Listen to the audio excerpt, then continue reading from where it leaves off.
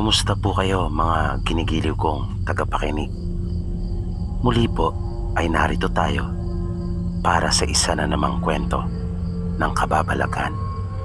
At tulad po ng dati ay hangad ko pong lagi na sana'y abutan po kayo ng pagtatanghal na ito na nasa mabuti pong kalagayan, ligtas sa anumang uri ng kapamakan at karamdaman.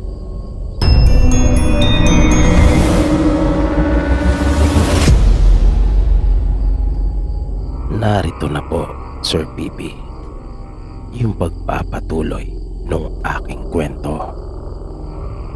Nagkatinginan nga po kami ni Kuya Digoy nang aming marinig ang mga sinabi ng tatay ni Aya patungkol sa kanilang pagkain.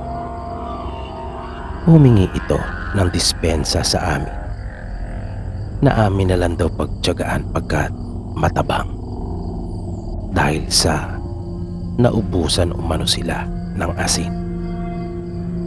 Magalang namang sumagot si Kuya Digoy at sinabing walang anuman iyon. Patay mali siya at pabiro din niyang sinabi na sanay kaming kumain ng mga pagkaing matabang dahil sa madalas din kaming nauubusan ng asin dahil sa bundok kami mga nakatira. Habang kumakain kami paminsan-minsan ay napapasulyap ako sa aming mga kaharap at di ko maiwasang mailang sa mga kapatid na lalaki ni Aya dahil sa mga napakatalim na pagtitig ng mga ito sa amin, na dahil doon ay hindi talaga ako naging komportable. Nakaramdam na rin ako ng takot dahil sa naalala kong kwento ng lolo namin. Malakas ang kutob ko na hindi mga karaniwang tao ang aming kaharap. At alam kong ramdam na rin iyon ni Kuya Digoy. Kaya alerto kaming pareho. Tiniis ko na lang yung walang lasa nilang pagkain at minadali ko iyon. Bago ako tumayo ay nagpasalamat ako sa kanila.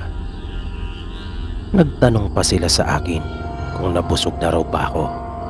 Sinabi ko namang mahina talaga ako kumain. Nagsalita pa nga yung isang kapatid ni Aya at sinabing hindi ko lang yata nagustuhan yung pagkain nila. Sumagot naman ako kagad at dinaan ko sa biro. Sinabi ko na wala akong pili pagdating sa pagkain, na nagtitiis nga ako na ang ulam ay kinayod na nyog lamang. Nagpaalam ako na lalabas at maninigarilyo. Naupo akong muli doon sa may puno ng duhat at nagsindi. Di nagtagal ay nakita kong papalabas na rin si Kuya Digoy. Pagkalapit niya sa akin ay sinabihan niya ako sa mahinang tinig na delikado ang aming lagay dahil nagkamali pa raw yata siya ng nagustuhang babae, na akin namang naunawaan kaagad ang ibig niyang sabihin. Nagkasundo kami na maya-maya lang ay magpaalam na dahil naisip naming parehong lubang delikado kung maaabutan pa kaming magpinsan ng gabi sa daan. Nagsindi na rin muna si Kuya Digoy ng sigarilyo. Makalipas pa ang ilang minuto ay nakita naming naglabas ng lamiseta yung isang kapatid ni Aya. Nakasunod sa kanya ang isa pa nilang kapatid at ang kanilang ama na may dala-dala namang mahabang upuan na kahoy. Nagkatinginan kami ni Kuya Digoy na tila ba pareho kami ng naiisip. Magyayaya pa yata ang mga ito ng isang inuman napabulala si Kuya Digoy at sinabing nalinti ka na. At hindi nga kami nagkamali sa aming hinala, dahil narinig namin ang tatay ni Yaya na nagyayaya na ng inuman. Nakasalukuyan ng inilalabas ng magkapatid yung inumin na nasa pitsil at may dala rin silang baso. Sinabi ni Kuya Digoy na kung maaari ay sa iba na lang pagkakataon, dahil malayo pa ang sa amin at may mga naghihintay pa siyang gawain sa kinabukasan. Magpapaalam na nga raw sana kami. Pagpapatuloy pa ni Kuya. Pero mapilit ang tatay ni Aya, maging yung mga kapatid nito ay nagpupumilit din. Sabi pa ng tatay niya, kung manliligaw daw si Kuya sa kanyang anak, dapat daw ay ipakita na niya kung ano ang totoo niyang pagkatao. Dahil ayaw raw niya sa mga taong mapagkunwari, na sa umpisa ay bait-baitan, pagkatapos ay mayroon palang masamang ugali. Kaya mas mainam na raw kung ipapakita na ni Kuya yung totoo, yung tunay niyang pagkatao. Sa puntong iyon ay nakita kong napaisip ng malalim si Kuya. Kinabahan din talaga ako sa kung ano ang kanyang isasagot, dahil kilala ko ang ugali ni Kuya Digoy. Palaban nito, huwag na huwag mong sasalingin yung kanyang pagkalalaki, na para bang hinahamon mo siya dahil hindi ka talaga nito aatrasan. Na iyon na nga ang nangyari.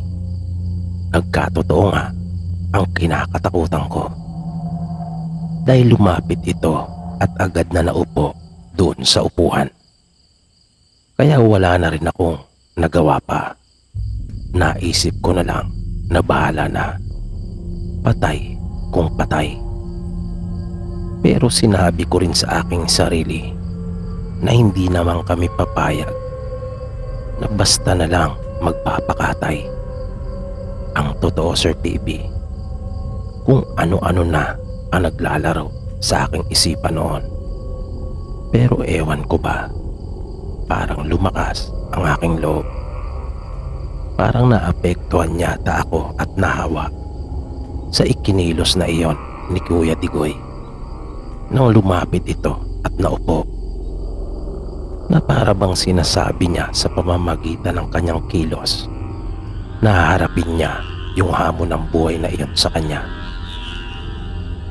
Nagiging masyado na po akong madrama, pero totoo po lahat ang sinasabi ko. Yan po talaga, Sir Pipi, yung mga naramdaman ko noon. At hindi na nga iyon pinatagal pa. Sinimulan na nung isa sa mga kapatid ni Aya ang pagtagay.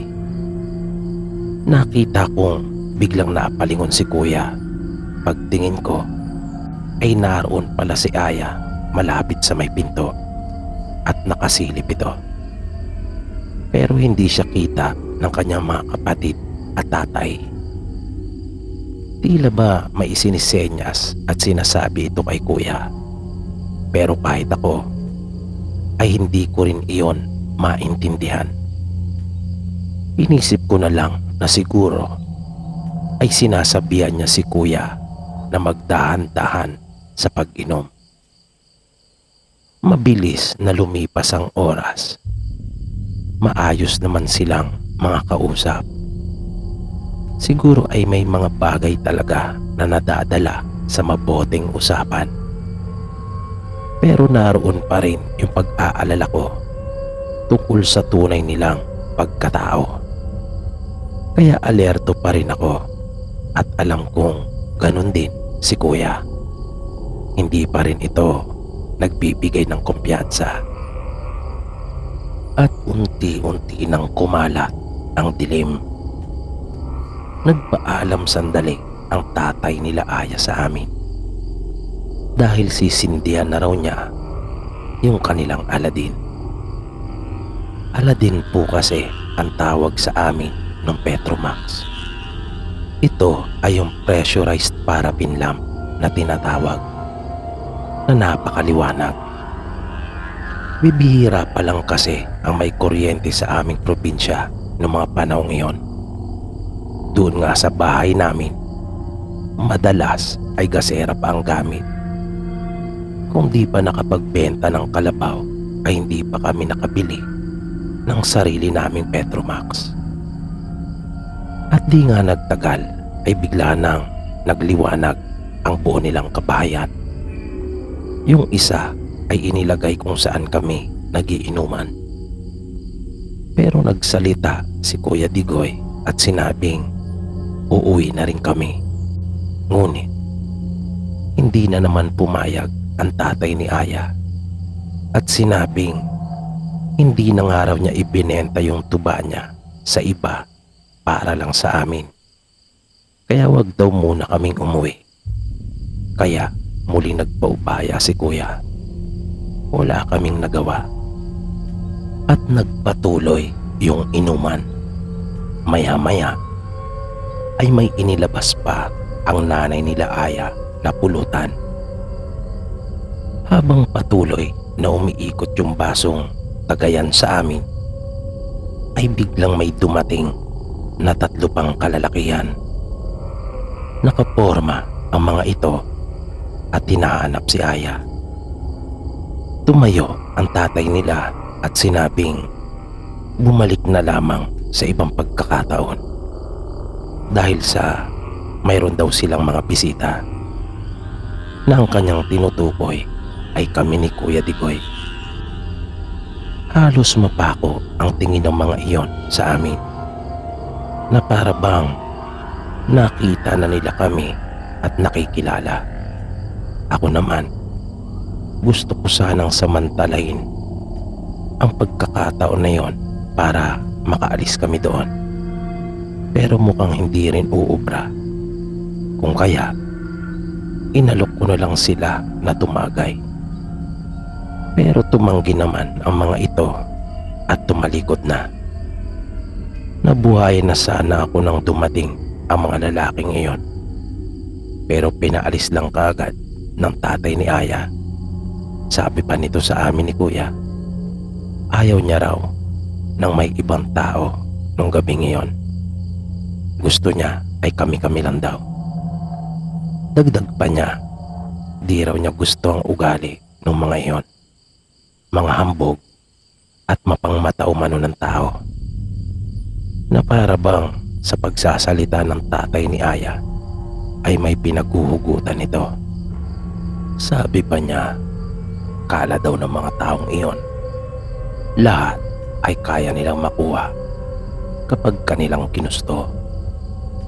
Kaya napapaisip ako sa mga sinasabi nito.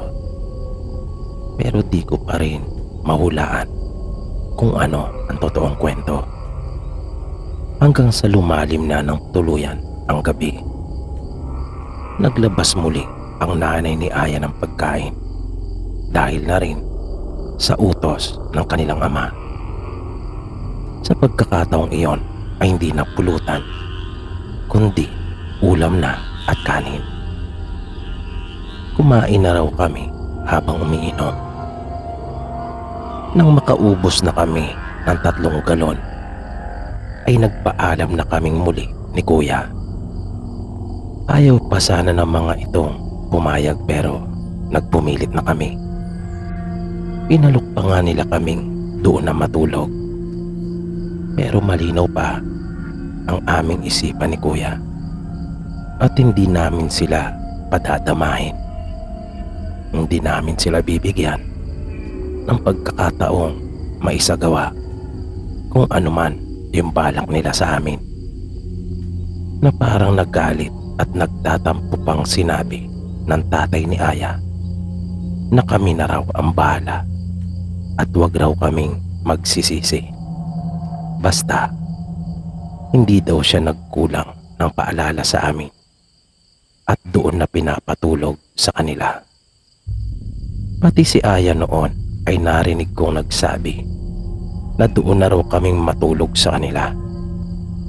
Kahit magpahinga lang daw muna kami at madaling araw na umuwi. Pero sinabi namin ni Kuya Digoy na uuwi na kami.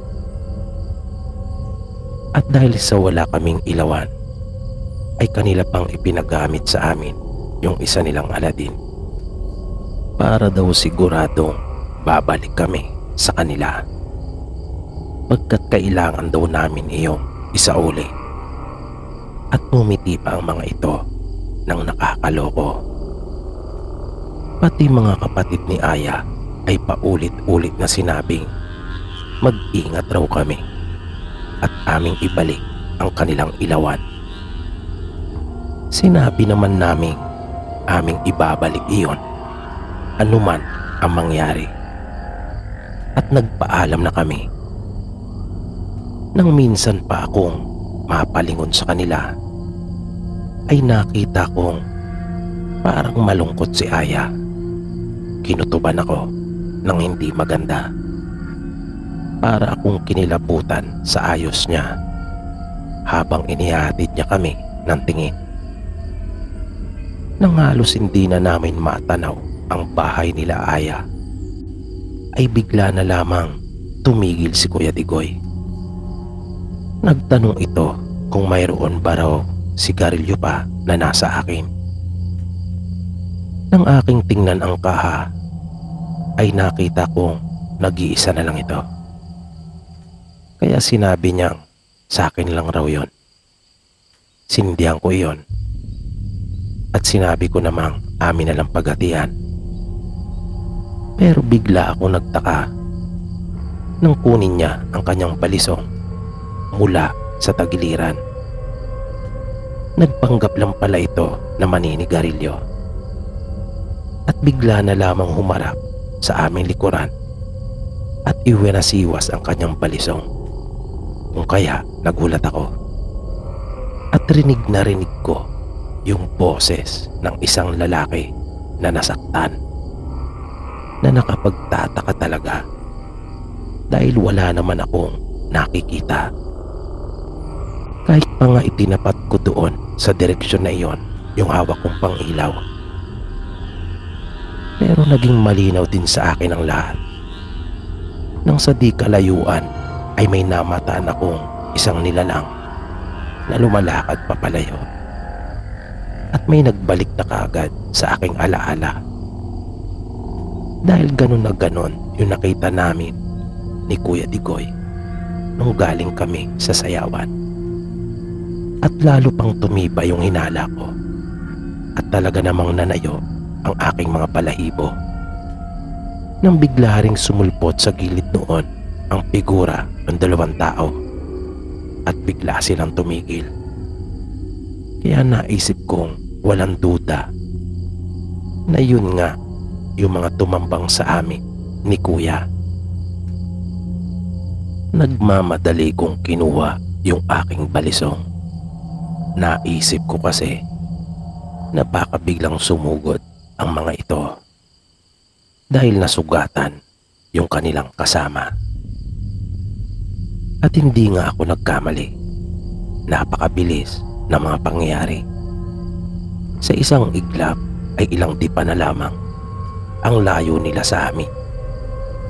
Pero hindi ko talaga lubos na inaasahan ang mga sumunod na pangyayari.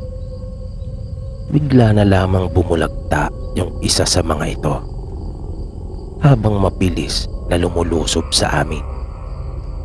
Naanimoy sumabit sa sampayang alambre. Nang hatawin iyon ng ubod lakas ng tatay ni Aya at tinamaan ito sa mukha. Kahit si Kuya Digoy ay di makapaniwala. Naroon din ang dalawang kapatid ni Aya at nakahanda ring tumulong. Mabilis na bumangon yung aswang at kumaripas ng takbo kasama nung dalawa pang iba na hindi na itinuloy ang pag-atake. sabi ng tatay ni Aya sa amin, ay makulit daw kasi kami. At muli na nila kaming inaya sa bahay nila na matulog. Doon na muna raw kami magpahinga sa kanila at sa madaling araw na umuwi. At yun nga ang aming ginawa. Sumama kami sa kanila at napanatag na ang aming loob sa kanila. Nalaman namin nung huli na yung mga tumambang pala sa amin ay yung manliligaw ni Aya kasama ang dalawang pinsan nito. Na naroon din pala ang mga ito sa sayawan na aming dinaluan sa katabing bayan. At nakita si kuya nakausap si Aya nung gabing iyon, kung kaya nagselos at kami ay tinambangan. At sila rin yung aakyat sana ng ligaw kay Aya na pinauwi ng kanilang ama.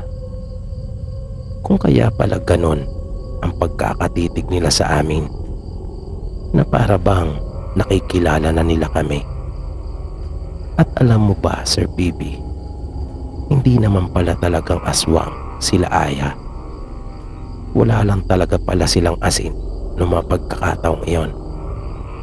Kaya masasabi kong nawaw mali po kami magpinsan nang akalain naming sila yung aswang, na may masama silang balak sa amin. Ang aswang pa lang talaga ay yung angkan ng manliligaw ni Aya, na sinasabi ng tatay niya na akala mo kung mga sino, na lahat ng maibigan nila ay gustong makuha. Nagkatuluyan po ang pinsan ko at si Aya. Masaya po sila ngayong naninirahan doon sa aming probinsya. May 3 na po silang anak. Wala na rin pong napapabalita sa kanilang lugar tungkol sa mga aswang, dahil umalis na po ang angkan nung dating manliligaw ni Aya doon sa dati nilang mga tinitirahan. Simula daw nang may mapabantog na isang mahusay na manggagamot doon sa kanilang lugar, ay isa-isa daw nagsialisan ang mga pamilya nito doon. Hanggang dito na lang po, Sir PB, at marami pong salamat. At dito po nagtatapos ang kwentong itinampok natin para sa araw na ito. Muli, sana po ay inyong nagustuhan at naway patuloy nyo pang subaybayan ang mga susunod pa po nating kwento dito lamang sa Mga Totoong Kwento na Kababalagan. Maraming salamat po at hanggang sa muli.